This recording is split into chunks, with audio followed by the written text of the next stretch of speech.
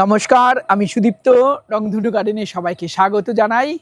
আমরা যেভাবে প্রতিনিয়ত গাছের পরিচর্যা করছি এই বর্ষাকালে ঠিক সেইভাবে গাছের পরিচর্যা করলে চলবে না। বিশেষত নতুন বাগানিরা বুঝতে পারেন না, গ্রীষ্মকালেও যেভাবে পরিচর্যা করছিলেন বর্ষাকালে সেইভাবেই যদি পরিচর্যা করেন তাহলে কিন্তু গাছ ভালো হবে না। পরিচর্যা কিছু পদ্ধতি বদলাতে হবে। তাই আজকের প্রতিবেদনে আমরা আলোচনা করব বর্ষাকালে কি কি করা উচিত নয় আর কি কি আমাদের অবশ্যই করতে হবে। চলুন আজকের প্রতিবেদন শুরু করা যাক। বর্ষাকালে মূলত আমরা যে ভুলগুলো করি সেগুলো একটু আলোচনা করা যাক। প্রথম যে বিষয়টা আমাদের লক্ষ্য রাখতে হবে, প্রচুর বৃষ্টি এখন হচ্ছে, প্রতিদিনই প্রায় বৃষ্টি হচ্ছে, খেয়াল রাখতে হবে টবের গোড়ায় জল জমছে না তো। টবের গোড়ায় জল জমতে দেওয়া যাবে না। এর জন্য ভালো মাটি ব্যবহার করতে হবে, ওয়েল ড্রেন সয়েল, যেখানে জল হওয়ার সাথে সাথে কোনো রকম জল যেন গাছের গোড়ায় জমে না থাকে। দ্বিতীয়ত ভুল আমরা করি, এই সময় ঘাস প্রচুর হয়, টবের গোড়ায় যেন ঘাস বেশি না থাকে। বেশি ঘাস থাকা মানেই নিউট্রিয়েন্টগুলো সব ঘাসে খেয়ে চলে যাবে, গাছ কিন্তু নিউট্রিয়েন্ট পাবে না। তাই এই বিষয়টা খেয়াল রাখতে হবে। তৃতীয় ভুলটা আমরা যেটা করে থাকি, গাছের বৃদ্ধি যেন আরও হয় সেই কারণে অনেকে শস্যের খোল পচা জল, অনেকে কিচেন ওয়েস্ট কম্পোস্ট যে তরল সারটা আছে সেটা, কিংবা কোনো ফার্মান্টেড তরল সার আমরা গাছের গোড়ায় দিই। এটা একদম করা যাবে না। এই ধরনের তরল সার দিলে শিকড় পচার সমস্যা যেমন হতে পারে, ঠিক তেমনি ফাঙ্গাস লাগার সম্ভাবনাও প্রবল হতে পারে। তাই কোনো রকম তরল সার এই সময় গাছের গোড়ায় দিতে যাবেন না। চতুর্থ যে ভুলটা আমরা করি, অনেকে শিংকুচি, হাড়ের গুঁড়ো কিংবা শস্যের খোল ডাইরেক্ট মাটিতে এই সময় দেন। এটাও করা যাবে না। প্রথমত এটা বর্ষাকালে দিলে দুর্গন্ধ তৈরি হবে।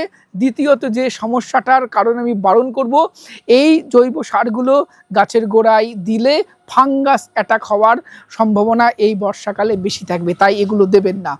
পঞ্চম যে ভুলটা করে থাকি, এই সময় বৃষ্টি হচ্ছে, প্রচুর নাইট্রোজেন গাছ অটোমেটিক্যালি পাচ্ছে, তাই অতিরিক্ত নাইট্রোজেন যুক্ত সার এই সময় গাছে দেবেন না।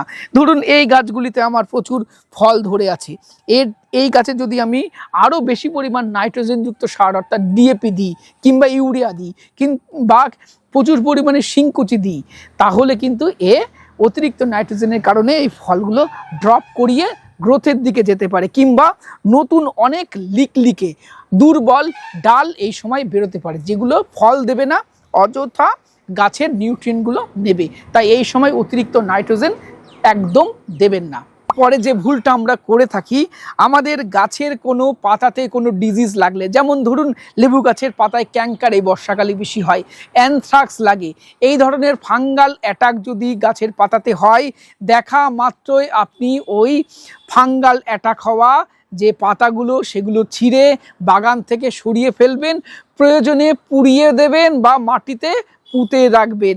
যদি গাছের পাতাতে এরকম ফাঙ্গাল ডিজিজের পাতার সংখ্যা থেকে যায়, সেই পাতা থেকে গাছ সম্পূর্ণরূপে সেই ফাঙ্গালে অ্যাটাক হবে এবং প্রয়োজনে সঠিক মাত্রায় ফাঙ্গিসাইড ব্যবহার করতে হবে।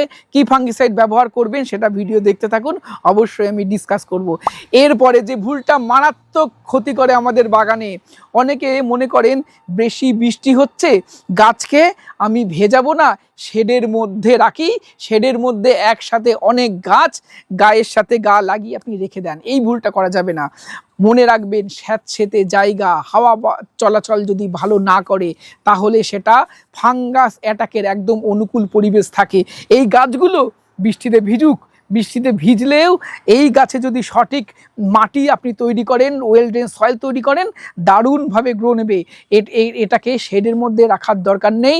শেডের মধ্যে রাখলে ভালো আলো বাতাস পাবে না, বায়ু চলাচল করবে না, গাছের একসাথে গাছের সাথে আর একটা গাছ গায়ে গায়ে রাখলে সেগুলো বিভিন্ন ফাঙ্গাল অ্যাটাকের জন্ম দেবে। এই ভুলটা একদম করবেন না। গাছকে সঠিক সয়েলে লাগান এবং সম্পূর্ণ বৃষ্টিতে ভিজতে দিন, কোনো সমস্যা হবে না। এই বৃষ্টির জল গাছের কাছে অমৃত, যদি আপনি এই বিষয়গুলো মাথায় রাখতে পারেন। চলুন এবার আমরা দেখে নেব এই বর্ষাকালে কি কি বাড়তি সতর্কতা আমাদের নেওয়া উচিত, যেগুলো অবশ্যই আমাদের বর্ষাকালে নিতে হবে। বৃষ্টির জলকে অমৃত রূপে যদি গাছ গ্রহণ করতে চাই, তবে এই সতর্কতাগুলো অবশ্যই আপনাকে নিতে হবে। এই বর্ষাকালে আমাদের বাড়তি যে সতর্কতা নিতে হবে, তার মধ্যে সর্বপ্রথম বলবো খেয়াল রাখতে হবে প্রবল বৃষ্টি হলে, প্রচুর বৃষ্টি হলে গাছের গোড়ায় অতিরিক্ত জল যেন না জমে। যদি দেখেন আপনি গাছের গোড়ায় অনেক জল জমছে, খেয়াল রাখবেন টবের নিচের হোলটা, এই যে হোলটা যেটা দিয়ে জল বেরোবে সেটা সঠিক আছে তো। যদি না থাকে তাহলে এই নিচের এই হোলটাকে এরকম কোনো কাঠি বা শক্ত লাঠি দিয়ে আপনি খুঁচিয়ে দেবেন, যাতে এটা ক্লিয়ার হয়ে যায়। আর যদি ধরুন এটা তাতেও না কাজ হয়, ধরুন এই গ্রো ব্যাগের মধ্যে আছে, উপরে জল জমে গেছে, এরকম শক্ত কোনো কাঠি দিয়ে আপনি এরকম অনেকগুলো এরকম ফুটো করে দেবেন, যাতে অতিরিক্ত জল সোজা নিচের গ্রো ব্যাগ দিয়ে একদম বেরিয়ে যায়। তারপরেও দেখছেন বৃষ্টি হচ্ছে, আপনার মাটিটা শোকাচ্ছে না, তাহলে বুঝতে হবে আপনার মাটিটা ভালো নেই, ওয়েল সয়েল নেই। সেক্ষেত্রে আপনি এই যে গাছটা টবে লাগানো আছে, এর মাটিটা একবার সকালে বৃষ্টি একটু থামলেই পরবর্তী বৃষ্টি নামার আগে গাছকে আপনি রিপোর্ট করুন। তবে খেয়াল রাখবেন মাটি যেন শুকনো অবস্থায় থাকে, সেই অবস্থায় রিপোর্ট করতে হবে। মাটিটা কি নেবেন? ওয়েল ড্রেন সয়েল নেবেন। 60% গার্ডেন সয়েল অর্থাৎ বেলে দোআঁশ মাটি, 20% কম্পোস্ট, 10% লাল বালি আর 10% নেবেন ধানের চিটে। না পেলে আপনারা সিন্ডারও ব্যবহার করতে পারেন। এইগুলো দিয়ে মাটি তৈরি করবেন আর সামান্য পরিমাণ মাইক্রোরাইজার দেবেন, দিয়ে গাছটাকে বসাবেন একদম রোদুজ্জ্বল দিনে। তৃতীয়ত খেয়াল রাখতে হবে টবের গোড়ায় যেন ঘাস না থাকে। এটা খেয়াল রাখতে হবে, টবের গোড়ায় যদি ঘাস থাকে তাহলে কিন্তু সমস্ত নিউট্রিয়েন্ট এই ঘাস নিয়ে চলে যাবে, গাছ খাবার পাবে না। এবং সাথে সাথে আমরা প্রচুর গরমের সময় মালচিং করতে বলি, অর্থাৎ এই গাছের গোড়ার মাটির উপরে আমরা শুকনো পাতা দিয়ে মালচিং করতে বলি। এটাকে আর বর্ষাকালের দিনে আপনি করবেন না। মালচিং যদি থাকে তাহলে শুকনো পাতাগুলো পরিষ্কার করে দেবেন, কারণ কি শুকনো পাতা গাছের গোড়ায় থেকে এগুলো পচতে শুরু করবে এবং গাছের গোড়ায় ফাঙ্গাল অ্যাটাক হওয়ার সম্ভাবনা থাকে। সেই কারণে মালচিং থাকলে সরিয়ে দেবেন, গাছের গোড়ায় ঘাস জমতে দেবেন না। তৃতীয়ত এই সময় আগেই বললাম গাছে কোনো তরল সার দেবেন না, নাইট্রোজেন বেসড দিতে যাবেন না, কোনো রকম জৈব মিক্স সার যার মধ্যে ধরুন রয়েছে শিংকুচি, হাড়ের গুঁড়ো, এই জাতীয় কিছু দেবেন না। যদি মনে করেন এই সময় গাছের গোড়ায় আপনি কিছুটা পরিমাণ ভার্মি কম্পোস্ট অবশ্যই এই সময় গাছের গোড়ায় দিতে পারেন। আর বর্ষা আসার আগে আমরা মূলত এই ধরনের সার দিয়ে থাকি। যদি বর্ষা আসার 15-20 দিন, 1 মাস আগে আপনি জৈব সার দিয়ে থাকেন তাহলে এই সময় কোনো সার দেওয়ার দরকার নেই। যদি না দিয়ে থাকেন তাহলে এই সময় অল্প পরিমাণ ভার্মি কম্পোস্ট গাছের গোড়ায় আপনি দিতে পারেন। আর কি দিতে পারেন, আমি আগের ভিডিওতে ডিসকাস করেছিলাম, আমি গাছের পাতাতে ফোলিয়ার স্প্রে করি মূলত এই বর্ষাকালে। কি দিই? আমি 3টে খাবার দিই। প্রথম দেব সমরেশিওর NPK, আমি লিটারে 4 গ্রাম করে দিই, দিয়ে গাছে স্প্রে করি। ঠিক তার 10-12 দিন পরে আমি 0-52-34, এটাও ফোলিয়ার স্প্রে, এটা লিটারে 2 গ্রাম গুলে গাছে ভালোভাবে স্প্রে করি। আর একটা দিই মাইক্রোনিউট্রিয়েন্ট। 0-52-34 দেওয়ার আরও 1 সপ্তাহ পরে গাছে মাইক্রোনিউট্রিয়েন্ট দিই। কি দিই? আমি সাধারণত বোরন, সালফার, ক্যালসিয়াম এই কন্টেন্টগুলো আছে এরকম কোনো মাইক্রোনিউট্রিয়েন্ট দিই। আমি অন্য করে আর নাম করছি না, আপনারা একটু কম্পোজিশন দেখে মাইক্রোনিউট্রিয়েন্ট প্রয়োগ করতে পারেন। ফলিয়ার স্প্রে করি আমি এই সময় গাছের মূলে বা মাটিতে কোনো রাসায়নিক বা জৈব সার দিই না। মূলত রাসায়নিক সার অতিরিক্ত গাছের গোড়ায় দিলে সেটা অতিরিক্ত বৃষ্টি হলে সেটা গুলে চলে যাবে, ফলে গাছের কোনো কাজে আসবে না। আর জৈব সারগুলো দিই না, এগুলো দিলে গাছের রুটে ফাঙ্গাসে লাগার সম্ভাবনা বেড়ে যায়, সেই কারণে দিই না। এই কাজটা কিন্তু অবশ্যই এই সময় গাছে করতে হবে। আর মনে রাখতে হবে বৃষ্টিতে প্রচুর পরিমাণে নিউট্রিয়েন্ট থাকে, সেই কারণে বৃষ্টির জল এই গাছের কাছে অমৃত, তাই অতিরিক্ত খাবার দেওয়ার প্রয়োজন নেই এই বর্ষাকালে। বর্ষাকালে লেবু গাছ হোক, আম গাছ হোক, আঙুর হোক এবং বেদানা হোক, পেয়ারা হোক, সমস্ত ফলের গাছে ফাঙ্গাস অ্যাটাকের সম্ভাবনা থাকে। আর গাছে ফাঙ্গাস লাগবে তারপরে আপনি ফাঙ্গিসাইড প্রয়োগ করবেন, এই আশায় বসে দয়া করে থাকবেন না। এগুলো করতে গেলে কিন্তু আপনার এই বোবা সন্তানের প্রচুর ক্ষতি হবে। তাই চেষ্টা করুন প্রতিষেধক হিসেবে আগে থেকে গাছে ফাঙ্গিসাইড প্রয়োগ করা। লেবু গাছে এই সময় ক্যাঙ্কার রোগ দেখা দেয়, অ্যানথ্রাক্স দেখা যায়, হ্যাঁ, এই ধরনের ফাঙ্গাল অ্যাটাক দেখা যায় এবং সেই কারণে আমি আগেও বলেছি গাছে কপার জাতীয় ফাঙ্গিসাইড আপনি প্রয়োগ করুন। আমি মূলত দুটি ফাঙ্গিসাইড ব্যবহার করি, একটা কপার জাতীয় ফাঙ্গিসাইড হিসাবে আমি ব্লাইটক্স ব্যবহার করছি, আর একটা অ্যামিস্টার টপ ব্যবহার করি। এই দুটো ফাঙ্গিসাইড আমি 15 দিন পর পর অল্টারনেটিভ করে ব্যবহার করছি আমার সমস্ত গাছে। আপনারাও করতে পারেন। এই দুটো ফাঙ্গিসাইড যদি আপনি 15 দিন পর পর অল্টারনেটিভ করে ব্যবহার করেন, তাহলে আমার গাছ এত সুন্দর আছে এরকম আপনার বাগানও থাকবে। দেখবেন আমার কোনো গাছে এরকম কোনো ফাঙ্গাল অ্যাটাক নেই। তার কারণ কিন্তু আমি ক্রমাগত এই ফাঙ্গিসাইডগুলো গাছে ব্যবহার করে যাচ্ছি। এটাও আপনাকে করতে হবে। বর্ষাকালে রুট ট্রিটমেন্ট অবশ্যই করতে হবে, কারণ বর্ষাকালে মেন সমস্যাই হয় গাছের মূলে।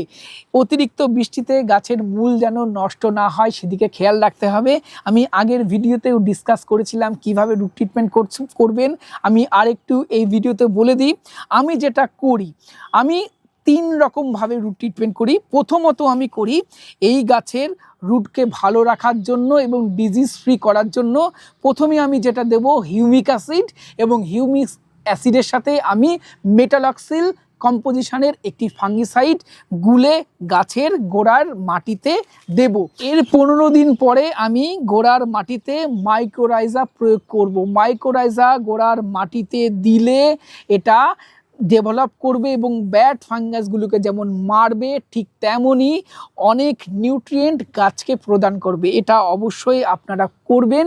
আর তৃতীয় যে কাজটা করব, এই গাছের এই গোড়ায়, লেবু গাছে, মূলত লেবু গাছ, আম গাছে যেটা হয় গোড়া ফাটা রোগ দেখা দেয়। এই গোড়া ফাটা রোগ থেকে বাঁচার জন্য আমি আর কয়েকদিনের মধ্যেই প্রত্যেকটা গাছের আমি চুন আর তুতে, যেটাকে বদ্ধ মিক্সচার বলে, সেটা বানিয়ে এই গোড়ার কাণ্ডে আমি পেন্ট করে দেবো। যারা পারবেন না তারা কপার অক্সিক্লোরাইড জাতীয় কোনো ফাঙ্গিসাইড, ব্লাইটক্স, সেটাও গুলে এই গাছের গোড়ায় ভালোভাবে পেন্ট করে দেবেন। তাতে দেখবেন এই গোড়া ফাটা রোগটা হবে না। এটা মূলত ফাঙ্গাস আক্রমণের কারণেই হয়ে থাকে।